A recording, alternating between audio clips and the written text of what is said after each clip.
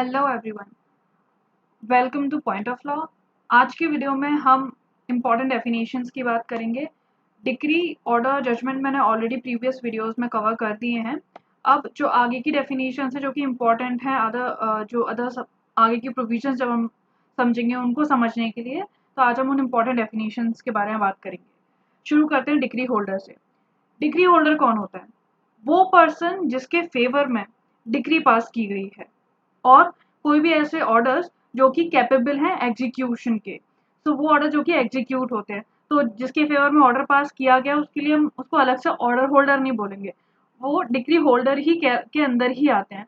तो वो इंसान जिसने केस जीता है, जिसके फेवर में डिक्री आई है, उसको हम डिक्री होल्डर बोलते हैं। फॉर एग्जाम्पल, ए ने बी के अगेंस्ट कोई केस फाइल किया था और इसमें ए केस जीत गया, तो ए डिक्री होल्डर होगा। और या फिर अगर इस केस में जो ए ने बी के अगेंस्ट फाइल किया था, इसमें अगर बी केस जीत गया तो बी डिक्री होल्डर होगा। तो जो भी पर्सन केस जीतता है, जिसके फेवर में डिक्री आती है, उसको बोलते हैं हम डिक्री होल्डर। ये सेक्शन 2 सबसेक्शन 3 में डिफाइन किया गया है। Moving on to next definition, that is judgement debtor. ये सेक्शन 2 सबसेक्शन 10 में डिफाइन किया गया है ऑफ सीपीसी। यानी कि ये वो इंसान होता है जिसके अगेंस्ट डिक्री पास करी गई है। ठीक है। सो या कोई भी order which is capable of execution and वो उसके फेवर में नहीं है, अगेंस्ट है इसके, तो वो इंसान। फॉर एग्जाम्पल, जैसे वही सेम एग्जाम्पल लेते हैं, ए और बी वाला, जिसमें ए ने बी के अगेंस्ट सूट फाइल किया, तो ए के फेवर में अगर डिक्री आई, तो यहाँ पे मतलब ए सूट जीत गया। ऑन दी अदर हैंड, जिसके अगेंस्ट डिग्री पास करी गई है, यानी कि बी जिसके अगेंस्ट डिग्री पास करी गई है, ये केस नहीं जीता, ये केस हार गया, इसके अगेंस्ट डिग्री आई है, तो ये जो बी है, he is the judgement debtor, जिसके अगेंस्ट डिग्री पास होती है। Moving on to another definition, that is foreign court. ये सेक्शन 2 सबसेक्शन 5 में डिफाइन किया गया, यानी कि वो कोर्ट जो भी इंडिया के बाहर सिचुएटेड है।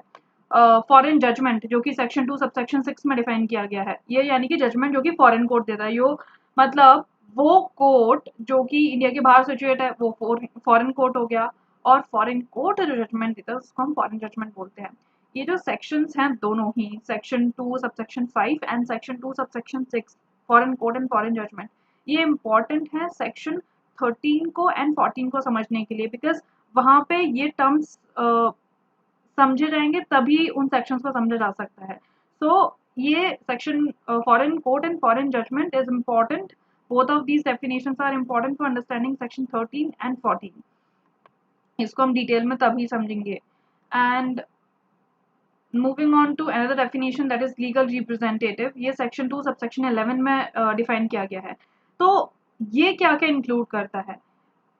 वो इंसान जो कि एस्टेट को रिप्रेजेंट करता है डिसीज्ड पर्सन के। तो इसको एग्जांपल से समझते हैं कि फॉर एग्जांपल, ए ने बी के अगेंस्ट सूट फाइल किया था। अब suppose A died, so here A जो है, he is the deceased person, यानी कि ए वो पर्सन है जो कि डिसीज्ड है, जिसकी मृत्यु हो गई। अब ए के बिहाफ पे, यानी कि ए की स्टेट को जो रिप्रेजेंट करेगा, ए के बिहाफ पे जो सूट जो लॉ में रिप्रेजेंट, सूट में अपने आप को रिप्रेजेंट करेगा ए के बिहाफ पे, तो वो होगा लीगल रिप्रेजेंटेटिव। वो इंसान जो कि रिप्रेजेंट करता है डिसीज्ड पर्सन की एस्टेट को, वो होता है। और साथ में लीगल रिप्रेजेंटेटिव इंक्लूड करता है उन पर्सन को जो कि इंटरमेडल करते हैं with the state of the disease, यानी कि जो कि बार बार इंटरफियर करते हैं डिसीज की एस्टेट से, तो वो भी लीगल रिप्रेजेंटेटिव में आते हैं। वो इंसान जिनके ऊपर स्टेट डिवॉल्व करती है on the death of the party. तो जैसे एक ही डेथ हो गई, तो डेथ ऑफ द पार्टी के बाद जिस पे स्टेट डिवॉल्व करेगी, तो वो भी लीगल रिप्रेजेंटेटिव में आता है। तो लीगल रिप्रेजेंटेटिव वो होता है बेसिकली जो कि डिसीज्ड पर्सन की एस्टेट को रिप्रेजेंट करता है। लीगल रिप्रेजेंटेटिव डिफरेंट और लीगल एयर डिफरेंट है। लीगल एयर वो लोग होते हैं जो कि इसके जो डिसीज हैं, इसके ही मतलब सन हो सकता है, ब्रदर, एनी अदर पर्सन जो कि क्लोज रिलेशंस में, वो होते हैं लीगल एयर। ठीक है। On the other hand, legal representative वो होते हैं जो कि कोई भी ऐसा इंसान जो कि इसको रिप्रेजेंट कर रहा है डिसीज्ड को, वो होते हैं लीगल रिप्रेजेंटेटिव। तो इसकी डेफिनेशन में, वो जो डेफिनेशन सीपीसी में दे रखी है 211 में, यहाँ पे 3 लोग हैं। वो इंसान जो कि इसकी स्टेट को रिप्रेजेंट कर रहा है, वो इंसान जो कि डिसीज फर्स्टली जो डिसीज की स्टेट को रिप्रेजेंट कर रहा है, सेकेंडली जो डिसीज की स्टेट के साथ एंटर मेडल करना है, यानी कि इंटरफेयर कर रहा है, तीसरा जो कि जिसके ऊपर स्टेट डिवॉल्व होती है। ठीक है। Moving on to another definition that is मीन प्रॉफिट। ये इंपॉर्टेंट है। मीन प्रॉफिट्स का मतलब क्या होता है, बहुत सिंपल है। वो प्रॉफिट्स जो कि एक पर्सन को मिलते हैं एक प्रॉपर्टी में जिसमें जो उसकी नहीं है, वो उस प्रॉपर्टी के रॉन्गफुल पोजेशन में है, और उसके पोजेशन में रहने की वजह से जो भी वो प्रॉफिट्स उससे निकाल पा रहा है, तो वो होते हैं मीन प्रॉफिट्स। और इन प्रॉफिट्स में इंटरेस्ट भी आ जाता है, जैसे कि वो रॉन्गफुल पोजेशन में किसी प्रॉपर्टी के एक पर्सन, तो उससे जो प्रॉफिट्स निकाल रहा है वो है मीन प्रॉफिट। साथ में उस प्रॉफिट पे जो इंटरेस्ट है वो भी मीन प्रॉफिट्स में ही आएंगे। बट अगर वो इंसान जिसके पास ये प्रॉपर्टी है, जिस जो जो रॉन्गफुल पोजेशन में उस प्रॉपर्टी के, और वो उस प्रॉपर्टी में कुछ इंप्रूवमेंट कराता है और उसकी वजह से उसको कुछ प्रॉफिट मिलता है, वो मीन प्रॉफिट में नहीं आता है। एग्जाम्पल लेते हैं, सपोज एक प्रॉपर्टी है जो कि ए को बिलोंग करती है। ऑन दी अदर हैंड ये प्रॉपर्टी में बी बहुत समय से रह रहा है, ठीक है। ए की प्रॉपर्टी है, ठीक है, कहीं पे, और बी जो है इस प्रॉपर्टी में रॉन्गफुली रह रहा है, सपोज 5 ईयर्स से या 7 ईयर्स से। तो इतने साल में जो यहाँ पे, और ये जो प्रॉपर्टी में बी रह रहा है उसमें उसने कोई एक रूम जो है वो रेंट पे उठा दिया है। तो इतने टाइम से जो बी इसमें रह रहा है, ये जो इमूवेबल प्रॉपर्टी है इसमें जो बी रह रहा है, और जो भी ये प्रॉफिट कमा रहा है रेंट से या उसमें रह के, उसके रॉन्गफुल पोजेशन से, वो सब मीन प्रॉफिट्स आएंगे, मीन प्रॉफिट्स में आएंगे। जो भी इस प्रॉफिट पे इंटरेस्ट बनेगा वो भी मीन प्रॉफिट में आएगा। बट अगर बी इस प्रॉपर्टी में कोई इंप्रूवमेंट कराता है, तो उस इम्प्रूवमेंट की वजह से जो प्रॉफिट होंगे वो मीन प्रॉफिट्स में नहीं आएंगे। फॉर एग्जाम्पल, अगर बी ने उस रूम को बहुत जो रूम उसने रेंट पे उठाया है उसको बहुत अच्छे से उसको रिफर्बिश करा दिया, रेनोवेट करा दिया और उसका रेंट बढ़ा दिया, तो जो इंक्रीज जो अमाउंट जो इम्प्रूवमेंट की वजह से जो प्रॉफिट मिल रहा है वो मीन प्रॉफिट्स में नहीं आएगा, ठीक है। तो मीन प्रॉफिट्स को मीन प्रॉफिट्स जो है ये किसके अगेंस्ट क्लेम किए जा सकते हैं, तो यहाँ पे हमको दो चीज याद रखनी है। ये हमेशा उस पर्सन के अगेंस्ट क्लेम किए जाते हैं जो कि रॉन्गफुल पोजेशन में और रॉन्गफुली इंजॉय कर रहा है पोजेशन प्रॉपर्टी का, और हमेशा इमूवेबल प्रॉपर्टी के रिगार्ड में ही ये क्लेम किए जाते हैं, ठीक है। फॉर एग्जाम्पल, अगर एक पर्सन की बजाय सेवरल पर्सन है जो कि इस प्रॉपर्टी को इंजॉय कर रहे हैं, ठीक है, तो यहाँ पे जो प्लेंटिफ है वो हर एक एक इंसान से, तो यहाँ पे जो हर एक एक इंसान जो उस प्रॉपर्टी में रह रहा है, उस हर एक एक इंसान को मीन प्रॉफिट्स वो लायबल है मीन प्रॉफिट्स के लिए। यानी कि जब प्लेंटिफ को डिस्पोजेस करके या फिर प्लेंटिफ की प्लेस पे, जगह पे कोई बहुत सारे सेवरल पर्सन जो हैं वो रह रहे हैं, रॉन्गफुली रह रहे हैं, तो ऑल दीज पर्सन जो हैं, everyone, all those person, everyone is liable to pay the मीन प्रॉफिट्स। हर एक इंसान लायबल हो जाएगा। तो फॉर एग्जाम्पल, जैसे मैंने एग्जाम्पल लिया था ए और बी वाला और एक प्रॉपर्टी, तो उस प्रॉपर्टी में for example A B C नहीं C D E F G बहुत सारे लोग रह रहे हैं, ठीक है। उसमें से जो मेनली उस प्रॉपर्टी में रिसाइड कर रहे हैं वो सी डी ई है, एफ और जी रिसाइड नहीं कर रहे हैं। बट बिकॉज इन लोगों ने डिस्पोजेस किया हुआ है ए को, तो ये लोग भी लायबल हो जाएंगे, भले ही वो एक्चुअल पोजेशन में नहीं है उस प्रॉपर्टी के, भले ही वो कोई प्रॉपर्टी से जो है वो प्रॉफिट रिसीव नहीं कर रहे हैं, but still just because they have dispossessed the plaintiff from that property, इसलिए वो भी लायबल होंगे फॉर मीन प्रॉफिट। मेन ऑब्जेक्ट क्या होता है मीन प्रॉफिट का, इसका मेन ऑब्जेक्ट यही होता है, वो इंसान जिसकी प्रॉपर्टी एक्चुअली है, यहाँ पे किसकी प्रॉपर्टी थी, ए की वो एक्चुअल प्रॉपर्टी थी, तो वो इंसान जिसकी वो एक्चुअली प्रॉपर्टी है, और उस इंसान को जिसको पोजेशन से बाहर किया गया, who has been kept out of possession, जिसकी प्रॉपर्टी है उसको ही खुद को पोजेशन नहीं मिल रहा है, उसको ही वो प्रॉपर्टी वो खुद ही इंजॉय नहीं कर पाया, तो उस इंसान को कॉम्पेंसेट करना जो है, वो कॉम्पेंसेशन जो है वो मेन ऑब्जेक्ट है मीन प्रॉफिट्स का, कि उस इंसान को कॉम्पेंसेट किया जा सके, जो जो वो पजेस मतलब जो प्रॉपर्टी उसकी खुद की थी और वो पोजेशन एंजॉयमेंट नहीं कर पाया, पोजेशन में नहीं रह पाया, एंजॉयमेंट नहीं कर पाया है, तो उसको कॉम्पेंसेट करना। अब मीन प्रॉफिट्स को असरटेन करने के लिए, उसको निकालने के लिए जो टेस्ट है वो ये है, यहाँ पे हम लोग क्या फोकस कर रहे हैं, यहाँ पे टेस्ट ये है कि प्लेंटिफ ने क्या लूज किया है उस पोजेशन में ना रहकर उस प्रॉपर्टी के, हमको वो नहीं देखना है, हमको ये देखना है कि डिफेंडेंट ने क्या गेन किया है, या फिर डिफेंडेंट क्या गेन कर सकता था इतने टाइम तक जब वो रॉन्गफुल पोजेशन में रहा उस प्रॉपर्टी के।